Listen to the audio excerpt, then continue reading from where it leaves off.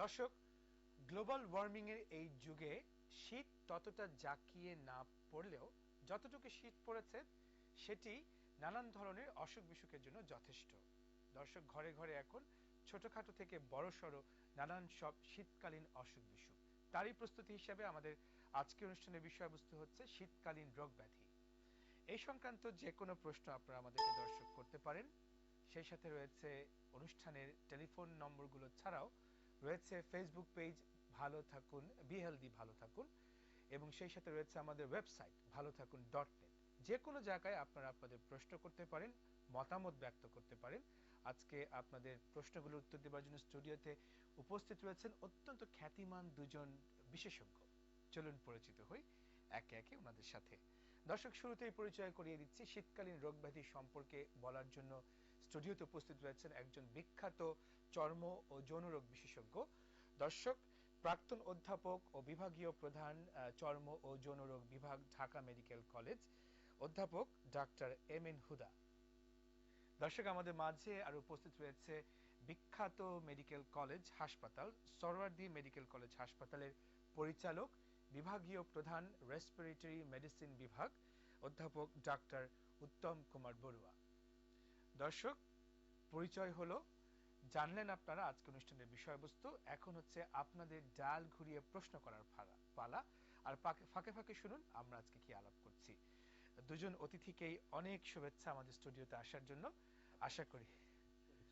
আশা করি আমরা অনেক কথা শুনতে পারবো আপনাদের কাছ থেকে। শুরুতেই অধ্যাপক ডাক্তার উত্তম কুমার বড়ুয়া, আপনার কাছে আমরা জানতে চাই যে শীতের কি কি রোগ ব্যাধি নিয়ে রোগীরা এই সময় বেশি ভুগছে। এক কথায় যদি বলি, হাঁচি, কাশি, কফ এবং হলো শ্বাসকষ্ট, এগুলি আমরা শীতকালে ভুগে থাকি। তারপর যদি আমি রোগ হিসেবে বলি, অ্যালার্জিক রাইনাইটিস, আমাদের কমন কোল্ড, ফ্লু, তারপর লেরিনজাইটিস, আমাদের ফুসফুসের যেগুলো হয় হলো শ্বাসকষ্ট, যেটা হাঁপানি, আরেকটি রোগ আছে সিওপিডি, এগুলো বেড়ে যায়। তারপর আমরা যদি শ্বাসতন্ত্র ছাড়াও আমরা কথা বলি, ভাস্কুলার জাতীয় রোগ যেগুলো হলো বলে আমরা ব্লাড ভেসেল, আমাদের শিরা উপশিরার যেগুলো রোগ, যেমন আমরা রেনয়েড ফেনোমেনন যেগুলো বলি হলো, যেগুলো ভাস্কুলারগুলো সংকুচিত হয়ে যায়, বার্জার ডিজিজ, হার্টের রোগগুলো বেড়ে যায়, হার্ট অ্যাটাক বেড়ে যায়, আমাদের ব্রেনের স্ট্রোক বেড়ে যায়, এছাড়াও ডায়রিয়া এবং ভাইরাস জনিত অনেক রোগ আমরা এই শীতকালে আমরা আক্রান্ত হই। তারপর আমাদের স্কিনের তো আছেই, সারের রোগ তো আছেই, স্কিনের অনেক সমস্যা আছে। আমরা তো জানতাম যে বোধহয় ঘরে ঘরে সর্দি কাশি এইটুকুনি অসুখ বিসুখ, একটু ঠান্ডা লাগবে। আরো একটি জিনিস হয় যেটা হলো আমরা শীতকালে বানের রোগীও আমরা কম না, আমরা বাংলাদেশে অনেক লোক তার মানে অনেক ধরনের স্বাস্থ্য সমস্যা শীতকালে হতে পারে এবং আমাদের আগে থেকেই প্রস্তুত থাকতে হবে। আমরা শুনবো আপনার কাছে বিস্তারিত। তার আগে যেহেতু আপনি রেফার করলেন স্যারকে, স্যার আপনি বলেন যে ত্বকের কি কি সমস্যা এই সময় বেড়ে যেতে পারে। শীতের দিনে তো আবহাওয়া ড্রাই হওয়ার ফলে স্বাভাবিকভাবেই স্কিনও ড্রাই হয়ে যায়, চামড়া শুষ্ক হয়ে যায়, এবং এই শুষ্কতা হওয়ার কারণে যেসব চর্মরোগের উদ্ভব হয় সেটার মধ্যে শুষ্কতাজনিত এক্সিমা, জি, তার মধ্যে অ্যাটোপিক এক্সিমা, কন্ট্রাক্ট এক্সিমা, এটা খুব ইম্পর্টেন্ট। কারণ চামড়া শুষ্ক হওয়ার ফলে যেমন অনেকে সাবান সহ্য হয় না, সাবান বা যে কোনো ডিটারজেন্ট, যেমন অনেকে ঘরের কাজ করে যেসব মহিলারা তারা ডিটারজেন্ট ইউজ করে, তার ফলে কন্ট্রাক্ট ডার্মাটাইটিস হয়। আর অ্যাটোপিক এক্সিমা সেটা হলো যে যাদের ওই যেটা প্রফেসর উত্তম বললো যে ঠান্ডা জনিত যে সমস্যাটা, তো এটা বংশগতভাবে আসে, হেরিডিটরি, অনেক বিশেষ বাচ্চারা বেশি সাফার করে। বংশগতভাবে যাদের ছোটবেলা থেকে ঠান্ডা, সর্দি, হাঁচি কাশি হয়, এদের দেখা যায় যে একই সঙ্গে তাদের চামড়া খুব শুষ্ক হয়, এবং শুষ্কতা শীতের দিনে আবহাওয়া শুষ্ক হওয়ার ফলে আরও বেড়ে যায়। তখন তাদের মানে চামড়ায় চুলকানি শুরু হয়ে যায়, চামড়া শুষ্ক হয়ে যায়, ফেটে যায়, বিভিন্ন ধরনের কমপ্লিকেশন তৈরি হয়। এটা হলো এক ধরনের এক্সিমা, অ্যাটোপিক এক্সিমা। তো এই অ্যাটোপিক এক্সিমা এবং কন্ট্রাক্ট এক্সিমা দুটোই বেড়ে যায় শীতের দিনে। আর একটা জিনিস হয় যে আরও কিছু চর্মরোগ আছে, যেমন সোরিয়াসিস। সোরিয়াসিস একটা মানে ক্রনিক ডিজিজ, যেটাতে চামড়া শুকনো হয়ে যায়, শক্ত হয়ে যায়, ফেটে যায়। যেহেতু সোরিয়াসিস শীতের দিনে আবহাওয়া শুষ্ক হয়, কাজে সোরিয়াসিস শীতের দিনে বেড়ে যায়। আমাদের দেশে যদিও সোরিয়াসিসটা শীত প্রধান দেশের অসুখ, কিন্তু আমাদের দেশে কিন্তু প্রচুর সোরিয়াসিস রোগী আছে, এবং এরা বেশিরভাগ ক্ষেত্রেই দেখা যায় যে শীতের দিনে বেশি সাফার করে। আবহাওয়া ড্রাই হওয়ার জন্য, শুষ্ক হওয়ার জন্য তাদের চর্মরোগ বেড়ে যায়, মানে স্কিনের প্রবলেমগুলো বেড়ে যায়, এবং তখন তারা ঘন ঘন ডাক্তারের কাছে আসা শুরু করে। আচ্ছা, আমরা শুনবো তাহলে এইসব অসুখ নিয়ে আপনার কাছ থেকে আরো বিস্তারিত শুনবো। তার আগে স্যার আপনার কাছে আমরা আবার জানতে চাই, সেটি হচ্ছে যে আপনি বললেন যে ঘরে ঘরে নানান সব অসুখ হয়, তার মধ্যে সর্দি, কাশি, ঠান্ডা, দর্শক সর্দি কাশি ঠান্ডা জ্বর এবং শ্বাসকষ্ট। গলা ব্যথা এগুলোই কিন্তু খুব বেশি মাত্রায় হয়। তো এই যে ছোট ছোট সমস্যাগুলো, এগুলোর জন্য কি রেমেডি আপনি আমাদের দর্শকদের দিবেন, যে কি করণীয় একটু আরাম আচ্ছা, পাওয়ার জন্য? এটা আমি বলবো হলো মূলত আমাদের শীতকালে এটা কেন হচ্ছে। মূলত আমাদের দুটি কারণে এইগুলো বেড়ে যায়। যেটা হলো আমাদের শীতের জন্য এটাকে অ্যাগ্রাভেট করে এই রোগগুলো এই সময়ে। আরেকটি হলো ডাস্ট। এই শীতকালে আমাদের প্রচুর পরিমাণে ডাস্ট উৎপন্ন হয়, যার কারণে এই ওষুধগুলো হওয়ার জন্য তাদেরকে মানে এগ্রিভেট করে, যার কারণে এই রোগগুলো হয়। যার কারণে আমাদের যখনই শীত আসবে, আমাদের উচিত যাদের হলো ক্রনিক কোল্ড আছে আমাদের বা শ্বাসকষ্টের রোগ, তাদের জন্য উচিত হলো তারা গরম কাপড় একটু আগে ভাগে এগুলো তার যাতে জি। ঠান্ডা না লাগে ওরকম ব্যবস্থা তাদেরকে রাখা উচিত, যাতে তাদের ঠান্ডা না লাগে। বাইরে গেলে যাতে ওরকম গরম কাপড় নিয়ে বের হয়, এই জিনিসগুলো আমাদের মেনে চলা উচিত। আর দূরে যেহেতু বাইরে যেহেতু আমাদের ডাস্ট থাকে, ধুলাবালি থেকে নিজেকে আমাদের মুক্ত রাখতে হবে। এই জিনিসগুলো আমাদের মনে হয় প্রোটেকশন নেওয়া উচিত। আচ্ছা, আমাদের একটা অভ্যাস আছে দর্শক, যখন আমাদের একটু ঠান্ডা লাগে, সর্দি কাশি হয়, আমরা কফ সিরাপ কিনে খাই। আমরা ওষুধের দোকানে যাই, একটা কফ সিরাপ দেন, হয়তো আগে থেকে এই নামটা জানি, এবং তারপর সেটা খাচ্ছি, হয়তো একটু কষ্ট কমছে কি কমছে না। এই অভ্যাসটা কতখানি স্বাস্থ্যসম্মত, কতখানি চিকিৎসা সম্মত আচ্ছা, এটা আমরা খুব শুনবো। খুব সুন্দর। তার জি, আগে আমাদের দর্শকদের একটা ফোন আছে, ফোনটা আচ্ছা, নিয়ে জি। নিচ্ছি। হ্যালো, আসসালামু আলাইকুম। হ্যালো। হ্যালো, জি। আসসালামু আলাইকুম। ওয়ালাইকুম আসসালাম। আমি এখানি থেকে বলছি অপু। জি অপু ভাই বলুন ঝটপট। এই যে আমার আমার ওয়াইফের গত শীত শুরু হওয়ার থেকেই শ্বাসকষ্ট বলা প্রবলেম আর কি। ওই যে আপনার কাশের অনেক ওষুধ খাওয়ানো হয়েছে, এটা কমতেছে না। টানের মতো একটা অনুভব শ্বাসটা করতেছে আর কি। আপনি কি শ্বাসটা কোনো ইনহেলার জাতীয় কিছু ব্যবহার করেন? হ্যাঁ, উনি বেক্সিট্রল ইউজ করতেছে। হ্যাঁ, ডাক্তার কি বলেছে, এই রোগের নাম কি কিছু বলেছে, কি রোগ হয়েছে? যে নামটা বলে নাই, ওই যে আপনার বেক্সিট্রলটা টুয়াইস টাইম, দুইবার দেওয়ার জন্য বলতে দিনে, দুবার করে স্প্রে আচ্ছা, করার জন্য আচ্ছা, শুনুন বলছে। আপনার পরামর্শ শুনুন হ্যাঁ, প্লিজ। ধন্যবাদ। তো আপনার কথা অনুযায়ী আপনার স্ত্রীর যে রোগটি হয়েছে, সম্ভবত আমরা যেটা মনে করছি এটা ব্রঙ্কিয়াল এজমা, যেটিকে আমরা হাঁপানি বলি। তো হাঁপানি রোগের জন্য যে জিনিসগুলো করণীয়, একজন চিকিৎসকের পরামর্শ আপনাকে সবসময় থাকতে হবে। তো এটার জন্য সবচেয়ে ভালো ওষুধ হলো ইনহেলার। তো আমাদের দেশে অনেকগুলো আছে, ইনহেলার আছে, ইভোহেলার আছে, এবং হলো রোটাক্যাপ, রোটাহেলার, অনেক ধরনের ওষুধ। অর্থাৎ মানে টেনে নিতে হয় এরকম ওষুধগুলো আপনাকে ব্যবহার করতে হবে সবসময়। তো এটা শুধু বেক্সিট্রল ব্যবহার করলে হবে না। দুই ধরনের আমাদের ইনহেলার আছে, আমাদের সালবিউটামল গ্রুপের আছে। আপনি যে বেক্সিট্রল বা যে কোম্পানির ব্যবহার করছেন, ওই ধরনের ওষুধ, আমাদের দুই ধরনের ওষুধই আমাদের ব্যবহার করতে হবে। যখন সবচাইতে বেশি বুকে চাপ লাগবে, শ্বাসকষ্ট অনুভূত হবে এবং বেশি কাশি হবে, তখন আমাকে সালবিউটামল গ্রুপের আপনাদের ইনহেলারটি বারে বারে ব্যবহার করতে হবে। দিনে 4 থেকে 6 বার পর্যন্ত আপনি ব্যবহার করতে পারবেন। আর আপনি যেটি ব্যবহার করছেন ওটা বেক্সিট্রল যেটি বলছেন, এটি দিনে 2 বার আপনি ব্যবহার করেন। এছাড়াও আপনাকে আরো 2 পদের ওষুধ খেতে হবে, যেগুলো হলো আমাদের হলো থিওফাইলিন জাতীয় ওষুধ, মন্টিলুকাস গ্রুপের ওষুধ। আমার মনে হয় আপনাকে চিকিৎসকের পরামর্শ নিতে হবে, এবং এই শীতকালীন সময়ে আপনাকে কিছু পরামর্শ নিজেকে রাখতে হবে। ধুলাবালি থেকে দূরে, ঠান্ডা এবং অ্যালার্জি জাতীয় কোনো খাবার দাবার জি থেকে আপনাকে দূরে থাকতে হবে, জি, আমি যে প্রশ্নটা সাবধান থাকতে করেছিলাম হবে। যে কফ সিরাপ খাবো কিনা। আচ্ছা, এই এই খুব ভালো কথা বলছেন। কফ সিরাপ আমরা কথায় কথায় আমরা কাশি হাঁচি হলে, আমাদের শ্বাসকষ্ট হলে কফ সিরাপ, আসলে আমি একটি দুই দিকে ভাগ করে নিই। যদি আমাদের কফ হয়, আসলে অ্যাজমা জনিত কারণে বা সিওপিডি জনিত কারণে, এখানে এই যে আমরা কফ সিরাপটা আমরা খাই, এই কফ সিরাপের কোনো রোল নেই। এটা যার কারণে যারা আমরা বক্ষব্যাধি বিশেষজ্ঞ, যারা রেসপিরেটরি মেডিসিনে কাজ করেন, এরা কখনোই কফ সিরাপটি দেন না। এই কফ সিরাপের কাজ এখানে রোল। আর যদি আমি বলি আমাদের ফ্লু বা কমন কোল্ড, এটা একটা ভাইরাস জনিত একটি রোগ। এখানে আপনাকে অ্যান্টিহিস্টামিন জাতীয় রোগ দিতে হবে, ওষুধ দিতে হবে, এবং আপনাকে প্যারাসিটামল জাতীয় ওষুধ, যদি আপনার এটার সাথে জ্বর জ্বর জ্বর ভাব থাকে, এটাকে দিতে হবে।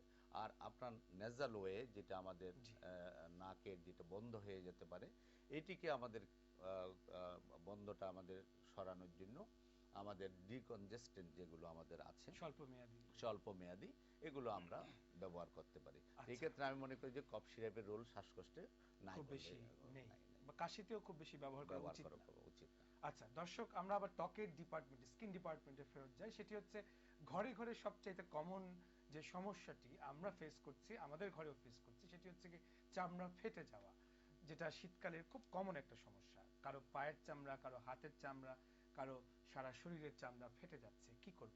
জি যারা জন্মগতভাবেই বা পারিবারিকভাবে শুষ্কতা নিয়ে জন্ম নেয়, জি চামড়া শুষ্ক, তাদের এটা বেশি হয়। তবে শীতের আবহাওয়ায় শুষ্ক আবহাওয়ার জন্য সবারই চামড়া কিছু কিছু শুষ্ক হয়। যাদের চামড়া জন্মগতভাবে শুষ্ক না, পারিবারিকভাবে না, তাদের কিন্তু চামড়া শুষ্ক হতে পারে। কিন্তু যাদের পারিবারিক শুষ্কতা আছে তাদের কিন্তু খুব বেশি হয়, বিশেষ করে হাত পাগুলো বেশি শুকনো হয়ে যায়। এই জন্যে আমরা শীতের শুরু থেকেই কিছু নিয়ম বলে দিই। তার মধ্যে একটা হলো ডিটারজেন্ট আমরা অ্যাভয়েড করতে বলি, যেমন ডেটল, স্যাভলন, সেপনিল, সাবান, শ্যাম্পু। এগুলো হলো ক্লিনিং এজেন্ট, এটার মধ্যে ক্ষার আছে, অ্যালকালি আছে, এটাতে চামড়া শুষ্ক হয়ে যায়, এই জন্য আমরা এগুলো অ্যাভয়েড করতে বলি। করে লেস অ্যালকালাইন যেগুলোতে ক্ষার কম, যেমন কিছু সাবান পাওয়া যায়, কিছু লিকুইড ক্লিনজার পাওয়া যায় যেগুলোর মধ্যে ক্ষারবিহীন বা ক্ষার কম, এগুলো ইউজ করতে বলি। যেমন ইদানিং আমরা যেমন যারা সাধারণ মানুষ তারা ক্ষারবিহীন জিনিস কিনতে পারে না, দাম বেশি বা আমাদের দেশে সবসময় অ্যাভেলেবেলও না, তাদেরকে আমরা বলি একটু কম ক্ষারযুক্ত সাবান যেমন ডাব বা এই জাতীয় সাবান ইউজ করতে বলি। এছাড়াও গ্রাম দেশে তো সাধারণ মানুষ অনেকেই এটা বোঝেও যে সাবান দিলে বেড়ে যায়, চামড়া শুষ্ক হয়ে জি যায়। যখন সাবান ইউজ করে তখন বুঝতে পারে না, কিন্তু একটু পরে যখন চামড়া চরচর করা শুরু করে তখন বোঝে যে এটা তার জন্য ক্ষতিকর। এই ক্ষেত্রে আমরা কিছু পরামর্শ দেই, তার মধ্যে ডিটারজেন্ট অ্যাভয়েড করে, এই সাবান জাতীয় সবকিছু অ্যাভয়েড করে নিম পাতা সিদ্ধ পানি ইউজ করতে বলি, তাতে চামড়া পরিষ্কার হয়। তারপরে অনেক সময় গরম পানিতে লবণ দিয়ে ওয়াশ করলেও চামড়া পরিষ্কার হয়, ময়লা পরিষ্কার করার জন্য। এটা হলো একটা। তো ডিটারজেন্ট অ্যাভয়েড করতে হবে নাম্বার ওয়ান। নাম্বার টু হলো বিশেষ প্রয়োজন ছাড়া পানিতে শরীর বা হাত পাগুলো ভেজানো যাবে না। কারণ পানিতে ভিজলে যেটুকু ওয়েলিনেস থাকে সেটা ওয়াশ আউট হয়ে যায়, ধুয়ে যায়, যার জন্য চামড়া আরও শুষ্ক হয়। এই জন্য সবসময় যাদের চামড়া শুষ্ক তাদেরকে আমরা পানি অ্যাভয়েড করতে বলি, ভিজাতে কম বলি। যেমন যারা নামাজ পড়েন বারবার উজু না করে তায়াম্মুম করে নিতে পারেন, এটাও বলি আমরা। বারবার গোসল করা যাবে না, অনেকক্ষণ ধরে শরীর পানিতে ভিজানো যাবে না। বিশেষ করে ছোট বাচ্চারা যারা অ্যাটোপিক, যাদের জন্মগতভাবে চামড়া শুষ্ক, তাদেরকে আমরা বারবার পানিতে খেলতে নিষেধ করি, অনেকক্ষণ ধরে গোসল করতে নিষেধ করি। জি এটা হলো 2 নম্বর। তাহলে একটা বললাম যে ডিটারজেন্ট ইউজ করা যাবে না, 2 নম্বর হলো পানিতে বেশি ভেজানো জি যাবে না। 3 নম্বর হলো যে চামড়া শুষ্ক রাখা যাবে না, বরং তৈলাক্ত রাখতে হবে। কিভাবে রাখবো? তৈলাক্ত রাখার জন্য তেল, ভেসলিন, গ্লিসারিন যেটা ইচ্ছে মাখতে পারে, কোনো অসুবিধা, এমনকি লোশনও মাখতে পারে। গোসলের আগে মাখবো না পরে মাখবো? গোসলের আগে মাখা যায়। গোসলের আগে, আগেকার দিনে আমাদের দেশের মানুষ সরিষার তেল মেখে গোসল করতো, আমরা এখনো দেখি করে? চলে, এখনো করে অনেকে। এটা কিন্তু খুব ভালো জিনিস। জি কারণ হচ্ছে যে দুটো জিনিস আছে, একটা হলো যে তেল মেখে গোসল করলে শরীর কিছুটা পরিষ্কার হয়, কারণ তেলের তো ক্লিনিং এফেক্ট আছে, নাম্বার ওয়ান। নাম্বার টু হলো তেল যখন একটা মানুষ মাখে শরীরে, জি এটা চামড়ার একটা কোটিং হয়ে যায়, মানে একটা স্তর হয়, তখন হয় কি পানিটা মানে অ্যাবজর্ব কম হয়, কম চষে চামড়ায়, যার জন্যে চামড়াটা অতটা ডিহাইড্রেটেড হয় না, মানে শুষ্ক হয় না। যার জন্যে গোসলের আগে তেল মেখে গোসল করলে চামড়ার শুষ্কতা কম হবে, এটাই স্বাভাবিক। আর ইভেন গোসলের পরে কিন্তু যে তেল মাখতে পারে তাতে আরো ভালো, ভেজে ভেজে শরীরে তেল মাখলে, অনেকে আজকাল তো ভদ্রলোকরা অনেকে তেল মাখতে চায় না, কিন্তু তেল, ভেসলিন কিন্তু খুবই প্রয়োজনীয় যাদের তেল, চামড়া শুষ্ক। ভেসলিন, লোশন যাই লোশন, হোক আপনি হুম, মাখন মাখন। গোসলের আগে আমরা গোসলের পরে। আমরা সবসময় এই জন্য বলি, যাদের চামড়া শুষ্ক, শীতের দিনে চামড়া ফাটে, তাদেরকে বলি যে তেল, ভেসলিন, গ্লিসারিন এগুলো আপনার বন্ধু, আর সাবানের পরে আপনার শত্রু, এটা খেয়াল রাখবেন, তাইলেই ভালো থাকবেন। আমরা আবার অনেকে বুঝি কিন্তু আলসেমি করে মাখি না। মাখি না, না মাখলে দর্শক চামড়া শুষ্ক হয়ে যায়, চুলকানি হয়, দর্শক সমস্যা দেখা দেয়। শুনলেন তো পরামর্শ, যে তেল বলুন, ভেসলিন কিংবা লোশন বলুন, আপনি গোসলের আগে পরে মাখুন। গোসল নিয়ে আমার কিছু প্রশ্ন আছে, পরে করব। তার আগে দর্শক আরেকটি জিনিস আমরা, যেটা আমাদের প্র্যাকটিস শীতকালে, সেটি হচ্ছে গিয়ে গরম কাপড় চোপড়, লেপ তোষক সারা বছর ঘুমিয়ে থাকে, আমরা খুব যত্ন করে রেখে দেই, কিন্তু শীতকালে সেগুলোকে বের করে আমরা সেগুলোকে ব্যবহার করি। এই ব্যবহারের মধ্যেও কিন্তু বেশ কিছু পরামর্শ রয়েছে, কারণ অসতর্কতায় এইসব পোশাক আশাক কিংবা ব্যবহার্য জিনিস থেকে হতে পারে নানান সব অসুখ বিসুখ। দুই ডিপার্টমেন্টই হতে পারে। আগে আপনারটা শুনি। হ্যাঁ জি জি, অবশ্যই। আমরা কিছুক্ষণ আগে যেটা বলেছিলাম আমাদের অ্যাজমার জন্য যেটা ডাস্টের কথা বলেছিলাম, এখানে আরো অনেক ধরনের অ্যালার্জেন আছে, তার মধ্যে একটা হাউস ডাস্ট মাইট, যেটা আমাদের এই বিছানাপত্র কাপড় চোপড় থেকে হয়। তারপরে যে হাউস ডাস্ট মাইটটা কি? এটা এক ধরনের হলো জীবাণু, যেটা আমাকে আমাকে এটা কোথায় থাকে? এটা হলো সাধারণত বিছানাপত্রেই থাকে। যদি বেশি দিন আমি পরিষ্কার পরিচ্ছন্ন না করি, আমরা চেঞ্জ না করি, এই আউটডোর মাইটটা আমাকে অ্যাজমা, আমাকে শ্বাসকষ্ট, এগুলোকে বাড়িয়ে দেয়। আর হলো যে জিনিসটা হলো, এখানে আমাদের উল জাতীয় জিনিস আমরা ব্যবহার করি, আঁশ জাতীয় জিনিস ব্যবহার করি, এগুলো আমাকে শ্বাসতন্ত্রে এটাকে বাড়িয়ে দিতে পারে, যার কারণে আমাদের ল্যাব তোষক যেগুলো আমরা ব্যবহার করি, এগুলো আমরা যে 3 মাস 4 মাস আমাদের বা 2 মাস আমাদের শীত থাকে, আমরা কিন্তু কেউ এগুলো ধোয়া এবং আমরা পরিষ্কার পরিচ্ছন্ন করি না, যার কারণে এগুলো আমার অনেক সময় এগুলোকে এগ্রিভেট করে, আমাকে বাড়িয়ে দেয় শ্বাসকষ্টগুলোকে। সেক্ষেত্রে কি করণীয়?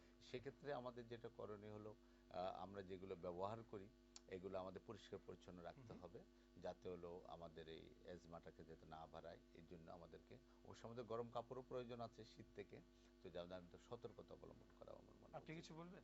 হ্যাঁ, এই যে শ্বাসতন্ত্রের যে সংক্রমণ বা যে অ্যালার্জিক যে কন্ডিশনটা হয়, হাঁচি কাশি হয়, এটার সঙ্গে কিন্তু স্কিনের খুব মানে ক্লোজলি রিলেটেড, মানে খুব রিলেশন আছে, এটার সম্পর্ক আছে। কারণ হলো দেখা গেছে যে যেসব বাচ্চারা জন্মগতভাবে অ্যাটোপিক মানে কোল্ড অ্যালার্জি নিয়ে জন্মগ্রহণ করে, এরা সবাই 99% চামড়া শুষ্ক হয়, এবং এই শুষ্কতা হওয়ার ফলে তাদের কন্ট্যাক্ট হয়, ধুলো বালুতে বেড়ে যায়।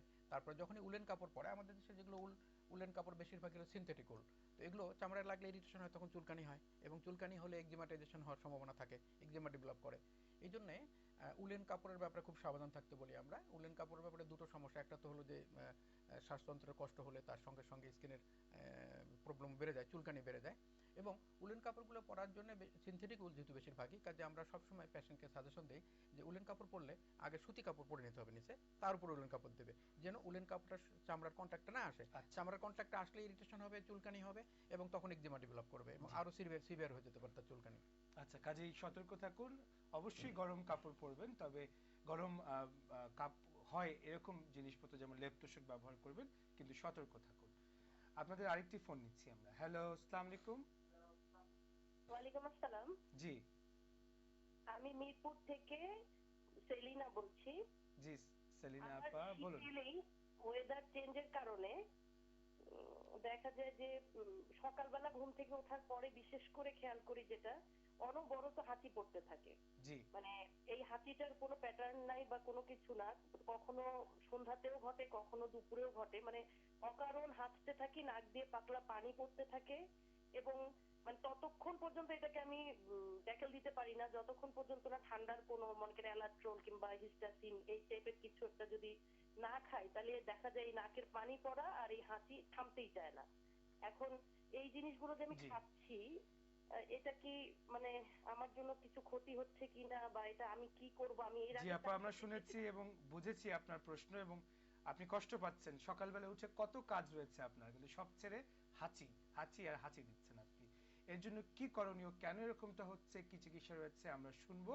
তবে আবার আমরা তার আগে নিচ্ছি একটা ছোট্ট বিরতি, আমাদের সঙ্গেই থাকুন দর্শক। সেলিনা আপা, আপনি এবং সেই সাথে দর্শক আপনারা কোথাও যাবেন না, আমরা কিছুক্ষণ পরে ফিরে আসছি।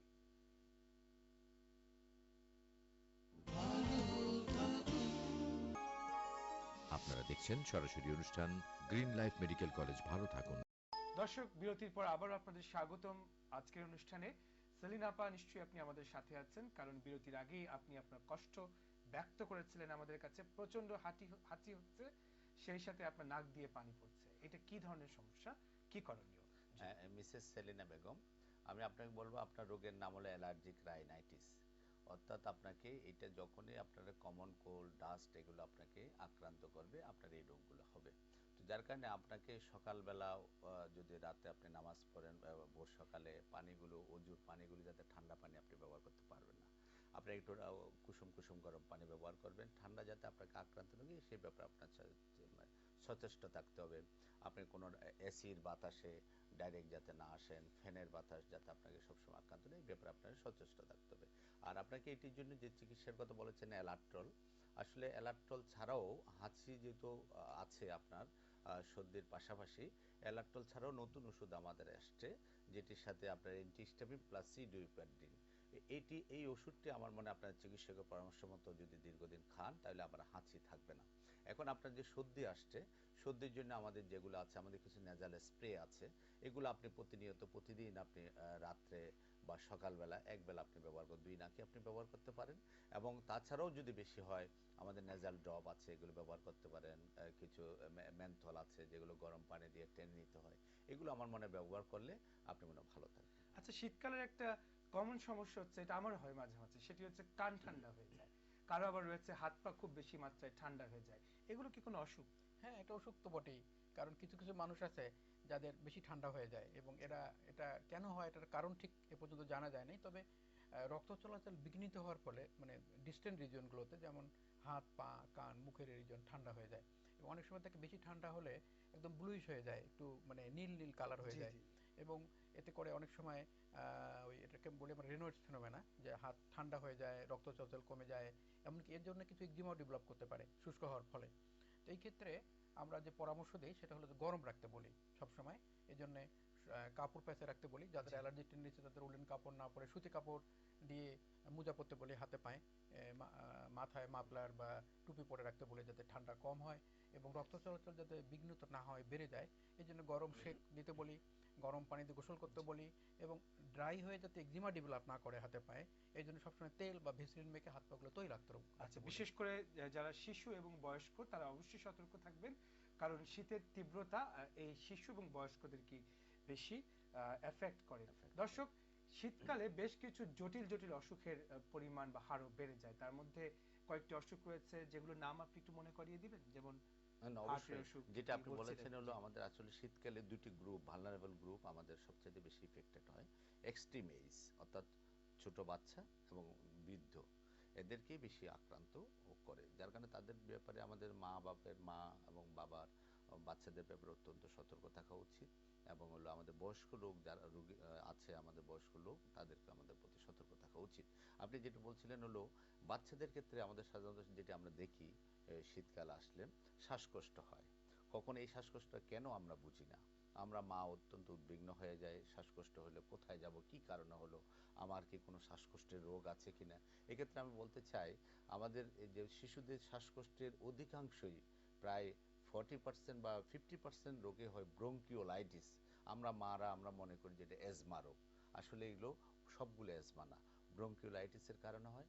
কিছু আমাদের শ্বাসতন্ত্রের কনজিনেটাল অ্যাবনর্মালিটি থাকে, লেরিঙ্গোম্যালেশিয়া যাদের থাকে, যেগুলো পরবর্তীতে ভালো হয়ে যায়, এই কারণে তাদের শ্বাসকষ্ট হতে পারে, অ্যাজমার কারণে হতে পারে, অনেক সময় নিউমোনিয়া হয়, নিউমোনিয়ার কারণে হয়। বাচ্চাদের ক্ষেত্রে আরেকটা যে জিনিসটা হয় শীতকালে আমরা বলি হলো এআরআই, অ্যাকিউট রেসপিরেটরি ইনফেকশন, এগুলোর কারণে বাচ্চাদের অনেক সময় বিভিন্ন ধরনের সমস্যা দেখা দিতে পারে। বড়দের আমাদের যেটা হয় হলো, বড়দের যেটা আপনি বলছিলেন, আমাদের যাদের অ্যাজমা রোগ আছে এবং chronic obstructive airway disease COPD আছে, তাদের ক্ষেত্রে এই রোগগুলো সাধারণত শীতকালে বেড়ে যায়। সাধারণত অ্যাজমা অনেক কালেও শীতকালেও বাড়তে পারে, গরমকালেও অনেকের বাড়তে পারে, বসন্তকালেও বাড়তে পারে, কিন্তু আমাদের যেটা হলো অ্যাজমা রোগীগুলো অধিকাংশ প্রায় 70% শীতকালেই বাড়ে। শীতকালে কি হার্ট অ্যাটাকের সম্ভাবনা বেড়ে যায়? হ্যাঁ, অবশ্যই, যেহেতু আমরা আগে বলেছিলাম আমরা রক্ত নালীগুলো আমাদের সংকুচিত হয় ঠান্ডার কারণে, যেটি স্যার বলছিলেন রেনাল্ড ফেনোমেনন, বার্জার ডিজিজ, আমাদের পেরিফেরাল সার্কুলারগুলো আমরা সার্কুলেশন কমে যায়,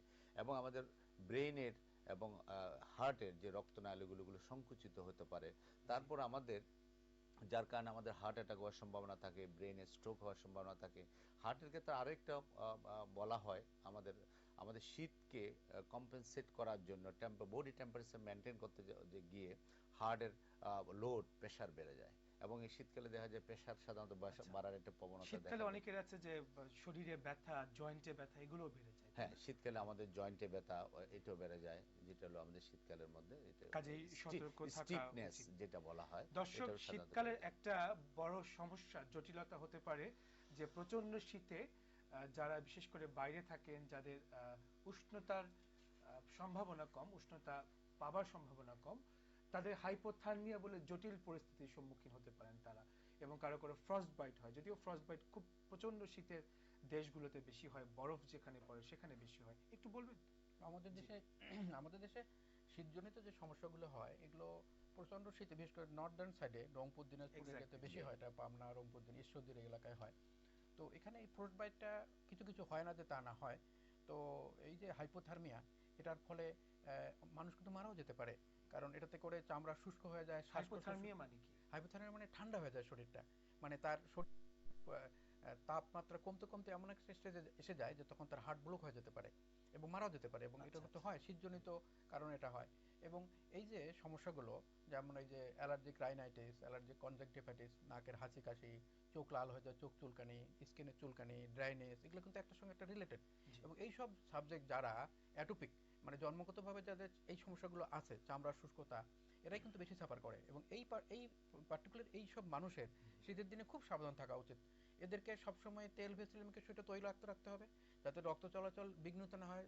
এই জন্য সবসময় উষ্ণতার মধ্যে থাকতে হবে, সবসময় কাপড় পরে থাকতে হবে, এবং পারতপক্ষে শীতের দিনে প্রচন্ড শীতে বাইরে বের না হওয়াই ভালো এইসব মানুষের, কারণ তবুও বাইরে বের হতে হয়। কারণ হয়। হচ্ছে গিয়ে হ্যাঁ। দর্শক, অনেক মানুষ রয়েছেন যারা শীতকালে ভীষণ কষ্ট পান, যাদের পর্যাপ্ত শীতের কাপড় নেই, যাদেরকে বাইরেই থাকতে হয় অনেক সময়, এবং যাদেরকে উষ্ণতার জন্য অনেক সময় আগুন পোহাতে হয়, এবং সেই আগুন পোহাতে গিয়ে ঘটে যায় নানান সব দুর্ঘটনা। আপনি একটু বলবেন? হ্যাঁ, এটা যে ঠিকই বলেছেন। আমি শীতকালে আমরা যেটা উল্লেখ করেছিলাম, শীতকালে দেখা যায় বার্নের প্রবণতা খুব বেড়ে যায়।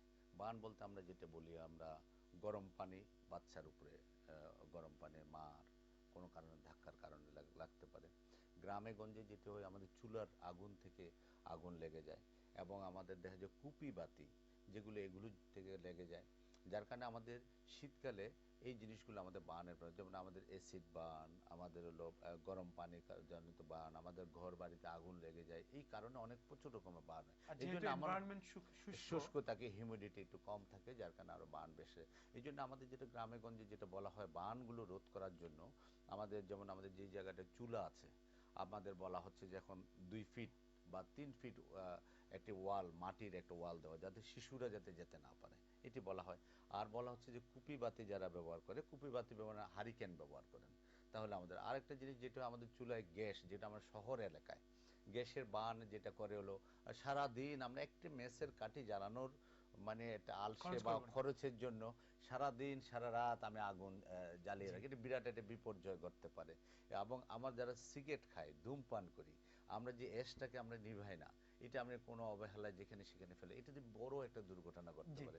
আপনারা জানেন আমাদের বার্ন ওয়ার্ড, যেটা আমরা ঢাকা মেডিকেল কলেজে আমরা রুগী দিতে পারি না, প্রায় 3 থেকে 4 গুণ রুগী আমাদের এখানে। আপনি ঢাকা মেডিকেল কলেজের কথা বলেছেন, আমি আপনাকে একটু, আপনি যেহেতু ডাইরেক্টর পরিচালক শহীদ সোহরাওয়ার্দী মেডিকেল কলেজ হাসপাতালের, দর্শক বিখ্যাত মেডিকেল কলেজ যেটি শেরেবাংলা নগরে অবস্থিত, সেই সম্পর্কে এই ফাঁকে কিছু প্রশ্ন করে ফেলি। আমি যদি রুগী হয়ে যাই, বা আমাদের যদি কোনো রুগী নিয়ে যাই ওখানে, প্রথম কথা হচ্ছে কি ওখানে কি আমি সিট পাবো? আমি বলি, প্রথমে একটু জানাতে চাই আপনার মাধ্যমে, শহীদ সোহরাওয়ার্দী মেডিকেল কলেজ হাসপাতাল, এটা আমরা সবাই মনে করি হৃদরোগ হাসপাতাল, যেটা আপনার হাসপাতাল, এটা আসলে হৃদবৃদ হাসপাতাল না, এটা একটা জেনারেল হাসপাতাল। ঢাকা মেডিকেল কলেজ যেমন, আমার হাসপাতালে এখানে মেডিসিন, সার্জারি, গাইনি, শিশু, অর্থ, হেপাটো, নেফ্রো, ইউরো, যত ধরনের অর্থ, সব বার্ন, প্লাস্টিক, স্বয়ংসম্পূর্ণ একটা জেনারেল হাসপাতাল। অবশ্যই আমার এখানে গেলে সিটের অপূর্ণতা বাংলাদেশের সব জায়গায় আছে। আমার হাসপাতালে বর্তমানে বেড অকুপেন্সি রেট প্রায় 114%। তারপরেও আমরা রোগী সিট না থাকলে সংকুলন আমরা যেভাবে হোক আমরা বেডের ব্যবস্থা অবশ্যই করি। আচ্ছা, স্বল্প মূল্যে চিকিৎসা পাবো? অবশ্যই। আমার হাসপাতালে যেহেতু সুযোগ দিয়েছেন, আমি বলবো আমার হাসপাতালে প্রচুর পরিমাণে ওষুধ সাপ্লাই হয়। আপনি সকালবেলা বহির্বিভাগে গিয়ে দেখবেন, বাইরে যেমন হলো টিকেটের জন্য যেমন লাইন, এবং ফ্রি ওষুধ দেওয়ার জন্য লাইন রাস্তায়। আচ্ছা, আমি মানে আপনার কাছ থেকে নিশ্চয়তাগুলো নিয়ে নিচ্ছি। আপনার হাসপাতালে গেলে কি আমরা দালালের খপ্পরে পড়ব? আমার হাসপাতালে এখন দালাল নাই বললেই চলে। আমার হাসপাতালে এখন সবচাইতে পরিষ্কার পরিচ্ছন্ন হাসপাতাল বাংলাদেশের। এবং রিসেন্টলি আমরা সরকারি হাসপাতাল তো একটা, সবার একটা ধারণা নোংরা হাসপাতাল। না, আমার হাসপাতাল একদম পরিষ্কার পরিচ্ছন্ন। আমার হাসপাতাল দেখলে আপনি গেলে অবশ্যই এটি যে সরকারি হাসপাতাল আপনার মনে হবে। আপনার হাসপাতালে গেলে কি আমি চিকিৎসকদের ভালো ব্যবহার পাবো? আমরা এটি চেষ্টা করছি। এটা আমাদের একটা, সব জায়গায় শুধু চিকিৎসক না, আমাদের ব্যবহারজনিত জটিলতা আমাদের সব জায়গায় আছে। তো আমি আমার হাসপাতালে যেটি আমি করছি, কিউআইসি, কোয়ালিটি ইমপ্রুভমেন্ট কেয়ার, এটির উদ্যোগে আমি প্রায় 43টি টিম করেছি। এক একটি টিমে 6 জন করে আছে। এই টিম হলো ডক্টর, নার্স, ওয়ার্ড বয়, এদের ভালো ব্যবহার পাবো? সবাইকে আমরা অবশ্যই এই কোয়ালিটি ইমপ্রুভমেন্ট কেয়ারের আন্ডারে আমরা তাদের ব্যবহার কিভাবে, অ্যাটিটিউড গুলো চেঞ্জ করতে হবে, কিভাবে পজিটিভ অ্যাটিটিউড আমাদের কথা বলতে হবে, এটা আমরা লার্ন দিচ্ছি, ট্রেনিং দিচ্ছি। আমরা নিশ্চয়ই অনেকগুলো আমরা ইমপ্রুভ করেছি। নিশ্চয়ই আমি বলবো না 100% করেছি, নিশ্চয়ই অদূর ভবিষ্যতে আমরা 100% করার নিশ্চয়তা দিচ্ছি। আচ্ছা, তার মানে আমরা, প্লিজ স্যার আমি একটু অ্যাড করি। আমি তো ঢাকাতে 3টা মেডিকেল কলেজ সরকারি, 3টাতে প্রফেসর কাম ডিপার্টমেন্ট ছিলাম। সোহরাওয়ার্দীতে ছিলাম, ঢাকা মেডিকেল কলেজে ছিলাম, মিটফোর্ডেও ছিলাম। আমার মনে হয় মিটফোর্ডে বেশ কিছুদিন, না সোহরাওয়ার্দীতে বেশ কিছুদিন আমি প্রফেসর কাম ডিপার্টমেন্ট ছিলাম, চর্মরোগ বিভাগের। তো সে সময় আমি যেটা দেখেছি সেটা হলো যে ওখানকার পরিবেশটা ওই 2 জায়গার চেয়ে ভালো। এই কারণে ভালো যে অতটা ক্রাউডেড না, অনেক ক্রাউডেড না, অনেক ক্রাউডেড না, এই সেন্সে বলছি যে অনেক জায়গা বেশি, ওখানে ভিতরে অনেক স্পেস আছে, যেটা ঢাকা মেডিকেল কলেজের ভিতরেও নাই। কারণ ঢাকা মেডিকেল কলেজে অনেক বেশি পেশেন্ট, এখানে অতটা তুলনামূলকভাবে কম ক্রাউডেড। জি। এবং আমি মনে করি যে প্রফেসর উত্তম আমার ছাত্র, সে এখন ডিরেক্টর, আমি মনে করি যে আমিও সে আপনার খুব ছাত্র। হ্যাঁ সে ঠিক আছে, সেটা ঠিক আছে। আমি মনে করি যে এটা একটা খুব ভালো জায়গা এবং অনেক সুন্দর মেডিকেল কলেজ। অনেকে এটা জানে না, সবাই ভাবে যে এটা হার্টের হাসপাতাল, কিন্তু হার্টের হাসপাতাল না, এটা সব ডিসিপ্লিন আছে।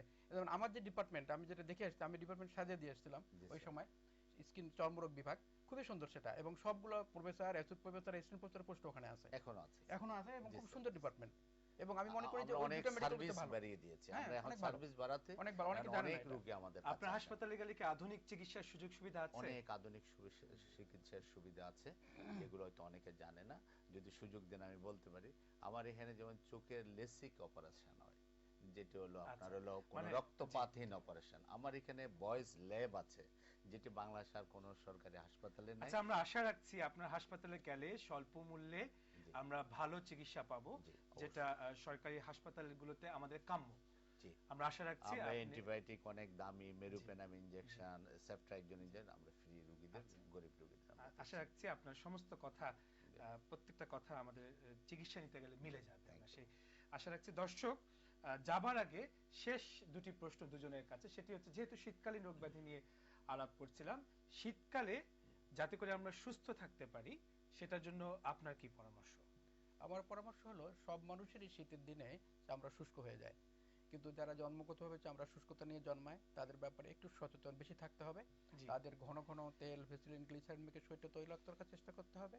বা সরষের তেল, যে হ্যাঁ সরষের তেল মাখতে পারবে, গ্রাম দেশে তো খুব প্রচলিত এক সময় ছিল, এখনো গ্রাম দেশে পিওর সরষের তেল পাওয়া যায়, এটা আমরা সাজেস্ট করি মাখতে। যে কোনো তেল মেখে তৈলাক্ত রাখতে হবে, বিনা কারণে ধুলোবালুতে যাবে না, কারণ ধুলোবালুর ড্রাই স্কিনে কন্ট্যাক্টে বিভিন্ন ধরনের এক্সিমা ডেভেলপ করে, অ্যালার্জি ডেভেলপ করে। তারপরে ঠান্ডা লাগানো যাবে না, কাপড় চোপড় পরে থাকতে হবে, বিশেষ করে সুতি কাপড়। তারপরে যেমন করতে হবে, মানুষকে সবসময় সজাগ থাকতে হবে এই ব্যাপারে, যে শীতে যাদের চামড়া চুলকানি বেশি হয়, এক্সিমা ডেভেলপ করার পসিবিলিটি থাকে, তাদেরকে সবসময় তেল ভেসলিন মেখে তৈলাক্ত রাখতে হবে, এবং ডিটারজেন্টগুলো ডেটল, স্যাভলন, সেফনিল, সাবান অ্যাভয়েড করতে হবে। এবং সুতি কাপড় পরবে, উলেন কাপড় পরলেও নিচে সুতি কাপড় দিয়ে পরবে, যেন শরীরের কন্ট্যাক্টে না আসে, তাতে করে তার চুলকানি হতে পারে। শীতকালে, দর্শক যাবার আগে শেষ প্রশ্ন করে যাচ্ছে, শীতকালে কিন্তু একটা বিশাল বড় আমাদের অর্জন রয়েছে, সেটি হচ্ছে কি, প্রকৃতিতে প্রচুর শাকসবজি পাওয়া যায়। এই শাকসবজি খাবার ব্যাপারে কি পরামর্শ দেন আমাদের বিশেষজ্ঞরা? আমি বলবো, শাকসবজিতে প্রচুর পরিমাণে নিউট্রিয়েন্টস আছে, ভিটামিনস আছে, এবং হলো মিনারেলস আছে। এই জন্য শীতকালেই একমাত্র সম্ভব এতগুলো সজীব শাকসবজি পাওয়া যায়। এই শাকসবজিগুলো যদি আমরা গ্রহণ করি, অবশ্যই আমরা এতগুলো জিনিস আমরা পাবো, ভিটামিন, মিনারেলস পাচ্ছি। তার উপর যেতে হলো, শীতকালে আমার ওয়ার্ক কমে যায়, যার কারণে আমরা ফেটি হয়ে যাই, যার কারণে ওইখান থেকেও ফেটি হলে আমাদের হার্ট অ্যাটাকের ঝুঁকি থাকে। আমাদের হলো, আমার একটা প্রশ্ন ছিল যাবার আগে, শেষ প্রশ্ন, সেটি হচ্ছে, শীতকালেই খালি আমরা ব্যায়াম করি অনেকে, আমাদেরকে ব্যায়ামটা শীতকালেই করা উচিত না সারা বছর করা উচিত? সারা বছর করা উচিত, কিন্তু আমরা শীতকালে বলবো রানিং, দৌড়টা আপনাকে সবসময় গরম রাখুন, গরম, আমরা ওয়ার্ম রাখতে হবে। অধ্যাপক উত্তম কুমার বড়ুয়া এবং অধ্যাপক এম এন কুদা, আপনাদের দুজনকে অনেক ধন্যবাদ। অনেক ডাইভার্সিফাইড ইনফরমেশন দিয়েছেন, যেগুলো আমাদের শীতকালে সুস্থ থাকতে সাহায্য করবে। আমি তার সাথে যেটি অ্যাড করে দিতে চাই, সেটি হচ্ছে কি, দর্শক, শীতকালে ঘন কুয়াশা পড়ে, এবং ঘন কুয়াশা দুর্ঘটনার একটি অন্যতম কারণ। যারা যাত্রী তারা যেমন সাবধান থাকবেন, যারা লঞ্চ, স্টিমার কিংবা বড় বড় ফেরি চালাচ্ছেন, কিংবা দূর যাত্রায় যারা ড্রাইভার হিসেবে রয়েছেন, যাত্রী হিসেবে রয়েছেন, তারা সবাই সতর্ক থাকুন শীতকালে, যাতে করে অনাকাঙ্ক্ষিত কোনো দুর্ঘটনায় পড়তে না হয়। শীতকালে আপনার যাদের প্রচুর পর্যাপ্ত গরম কাপড় রয়েছে, তারা চাইলে আপনার গরম কাপড় একজন দরিদ্রর সাথে শেয়ার করতে পারেন। গরম কাপড় শেয়ারের মাধ্যমে আপনি চাইলে আপনার উষ্ণতাও ভাগাভাগি করে নিতে পারেন একজন শীতার্ত মানুষের সাথে। এই আশাবাদ ব্যক্ত করে শেষ করছি আজকের অনুষ্ঠান। সবাইকে ধন্যবাদ।